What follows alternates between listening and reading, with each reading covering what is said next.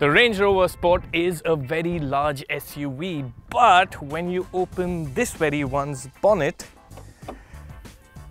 you'll find that there's not a lot of engine in there. This one comes powered by a 2-liter petrol engine. Have they taken downsizing a step too far? Not if you go by the specs. A 2-liter engine this may be, but a twin-scroll turbocharger helps eke out every bit of power from it. Power stands at an impressive 300 horsepower, while torque is a fair 400 Newton meters.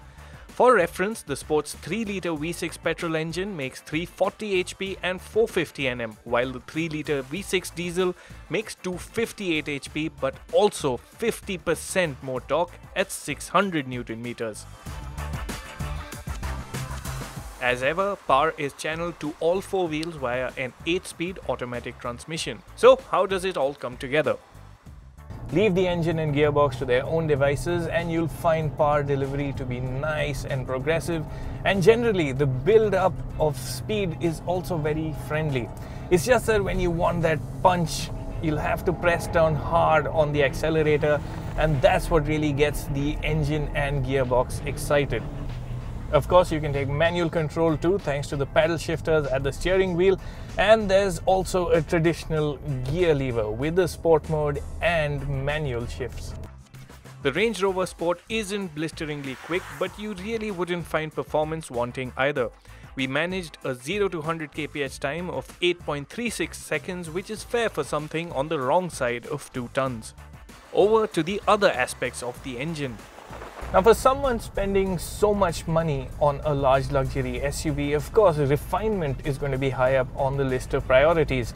And a 4-cylinder engine wouldn't really cut it in this sort of an SUV, right? Wrong. There's a lot of good news on that front. You really won't have a problem with the sound levels or the refinement at low speeds. Everything is nice and quiet, it's smooth, and it just gives a very relaxing atmosphere in the car. Press down slightly harder and the exhaust note changes to a muted growl.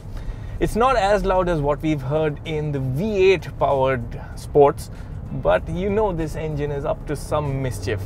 Press down even harder and the growl changes to a snarl. Whoever's tuned the acoustics has done a good job. In other areas, the Sport feels much the same as the versions we've driven before. Range Rover Sports this side of the SVR have never quite lived up to the Sport in the name, and that holds true for this one as well. There's a lot of roll in the corners and you always know that you are driving a very large SUV. On the positive side, there's also a lot of grip at all times, and what I really like is the steering. It's got an old school heft to it, which really helps you work up a good connect with the car.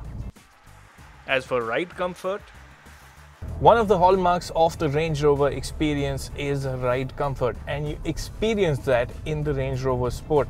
It just rounds off the worst of bumps so smoothly that most of the times you don't even know how bad the road really is. We didn't venture too far off-road this time around, but should the need have arisen, it's reassuring to know the Sport comes with off-road modes for a variety of conditions.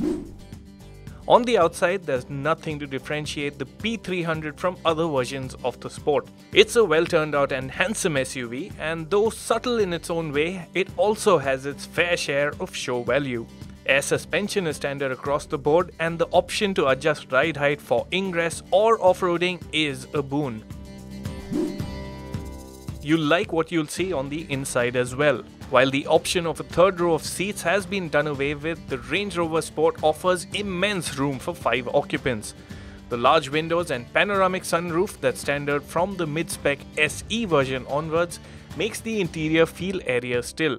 Build and quality are really good too, but the facelifted sports dash and particularly the new twin-screen infotainment system has divided opinion. A lot has been said about Land Rover's new Touch Pro Duo infotainment system that basically divides the interface across 2 touchscreens, one on top, one below. The screen on top controls your everyday functions, while the screen below controls functions like your off-road modes and the climate control system. The truth is, with my Android Auto connected, I have not really used the top screen at all. All operations have been done via voice commands.